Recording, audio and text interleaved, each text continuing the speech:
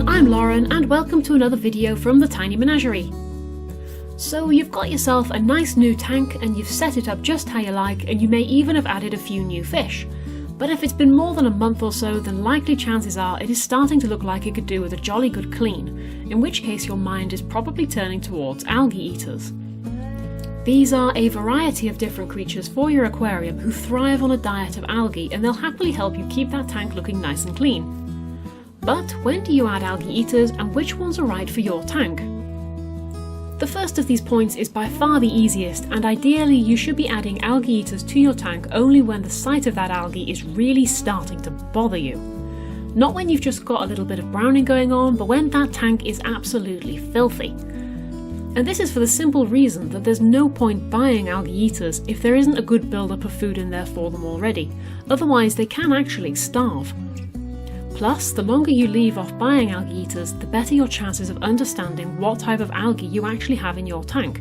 Different tanks suit different types of algae in exactly the same way that different gardens suit different types of weeds. And so by letting the algae grow, you'll know what type of algae eater is going to best suit your tank, and you won't end up in that frustrating situation where you have a tank full of algae, but nobody in there who actually wants to eat it. It does mean you're going to have a period where your tank perhaps isn't going to look like that showstopper you always imagined, but at least you're avoiding causing unnecessary stress due to hunger for your new pets. Algae eaters come in many different types, and I like to divide them into 3 different categories. Category number 1, you've got your scrapers. These are the algae eaters who can power through even the toughest brown and green algae using strong, sharp, rasping mouthparts. And the family generally consists of snails, and they come in a wide variety of different types.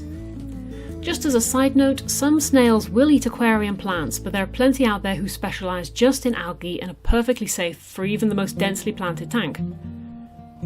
Nerite snails, for example, are somewhat large at about 1 inch in diameter, and they come in a wide variety of reds, browns, and in some really quite fetching patterns. They will remove algae from all the surfaces on your tank, although I tend to find they are very reluctant to spend time on the ground, and they prefer to be climbing either on the sides of the tank or on the decor.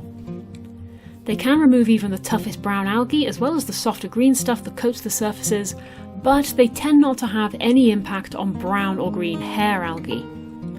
Ram's horn snails, on the other hand, will tackle hair algae, although they tend to prefer the brown one over the green one, and of course you need to bear in mind with ram's horns that they can breed very quickly if they have a surplus of food.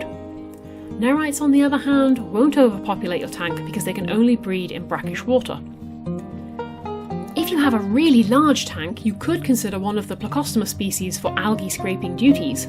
There are some stunning varieties of pleco out there, but as mentioned, they do need really quite a big setup, and of course the bigger the pleco gets, the less capable they are of cleaning the smaller surfaces in the tank. Which is why I tend to prefer snails for that duty. And if you're keeping plecs, then do so for their beauty rather than their cleaning prowess. The next category of algae cleaners is your grazers. These are fish who will pick off diatoms and soft algae from the surface of plants and rocks, and they keep all the surfaces looking nice and clean. But the really tough, ingrained algae tends to be too much for them, and they tend to completely ignore the different types of hair algae.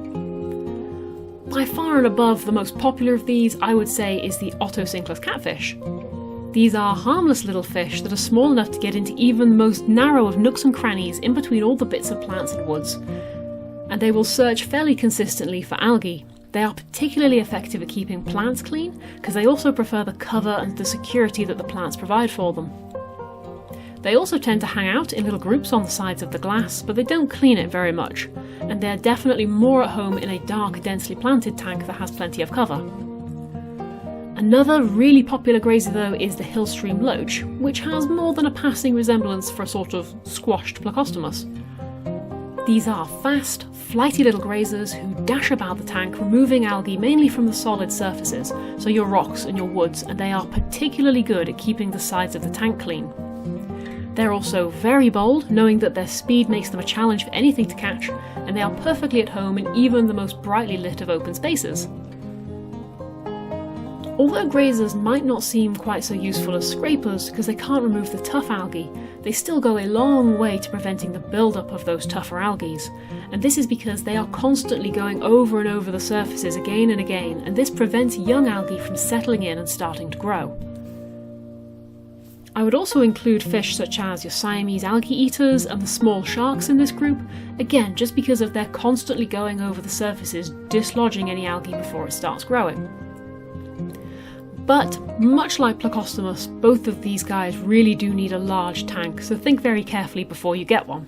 They also have the problem of being territorial, so you can only really have one in a tank, which really does limit their usefulness for algae eating. The final group of algae eaters is your pickers. These are generally invertebrates in the shrimp family who have teeny tiny little pad-like pincers that they use for picking up bits of food with. They don't really target the algae itself, but instead they feed on the biofilm and the mulm that covers all the surface of the plants and it settles down on the substrate, and it's this that the algae is feeding on as it's growing when it first starts to invade an area. Healthy shrimp will eat pretty much non-stop, and a good-sized colony of shrimp will keep all the decor in your tank looking absolutely spotlessly clean. They are much less effective though at cleaning the sides of the tank, where they tend to feel too exposed. But where shrimp really do excel in algae removal is from fine plants, such as mosses or hornwort for example. These plants where fish don't feel comfortable because they can't latch onto it with their mouths, or because they're simply too big and they flatten the plant rather than feeding from it. In these circumstances, shrimp will nestle themselves in the foliage and feed to their heart's content, removing all that potential fodder that could have been feeding algae. Some shrimp, such as cherry shrimp, can be a little bit delicate and they don't tolerate fluctuations in water quality, but their much larger and much more robust cousins, the amano, are perfectly suited to all but the very newest of tanks.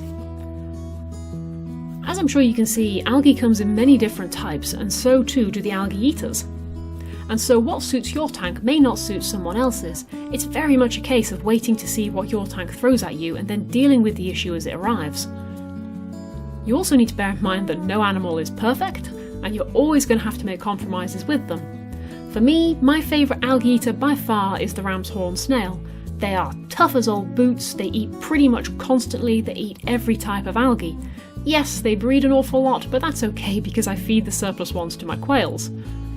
But that's just me and my situation and my tank. And if you have any other algae eaters that work particularly well, particularly against green hair algae, then I would love to hear about them. Anywho, I hope you enjoyed this little video. Happy fish keeping everyone, and I will see you again soon. Bye bye!